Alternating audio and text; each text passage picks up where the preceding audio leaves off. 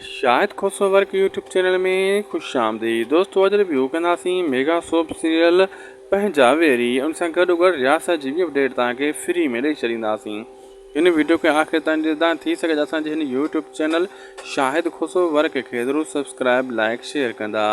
दरअसल दोस्तों क़ासिम ऐं जेको जाबत निकिरी आहे हितां, क़ासिम खे छॾाए जावर पंहिंजो कमु करे छॾियो ऐं वार्निंग ॾेई छॾी त मां कुझु बि करे सघां थो। 2 खून ॿिया बि करे 5-6 पहिरियों कयूं वरितो हुयो।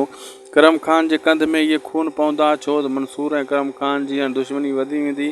जाबिर ऐं क़ासिम फ़िलहाल हितां निकिरी वेंदा ऐं चाकर ख़ान जी उहा बदिले जी बाहि अध में रहिजी वई, जेको पंहिंजे पीउ ऐं भाउ जो ऐं होॾां हसीना बेगम ऐं गुलनार जो बदिलो वठणु चाहे पियो। उहो हुनजो ख़्वाबु चिकना चूर थी वियो छो त हीउ ड्रामो डिघो आहे पियो हलंदो आहिस्ता आहिस्ता। ऐं होॾां जेको आहे छोकिरी वापसि कोन वेंदी। रुंडो गेम खेॾे थो, तव्हां ॾिठो त रुंडो कहिड़ी तरह गेम खेॾे रहियो आहे।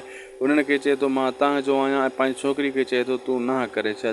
यानी मरणो बि खाए थो त परणो बि खाए थो रुंडो।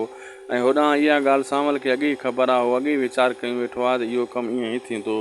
वीडियो पुॻो पंहिंजी पुॼाणी ते। अगरि अपडेट सुठी लॻे त महिरबानी करे असांजे हिन यूट्यूब चैनल शाहिद खोसो वर्क खे ज़रूरु सब्सक्राइब लाइक शेयर कंदा।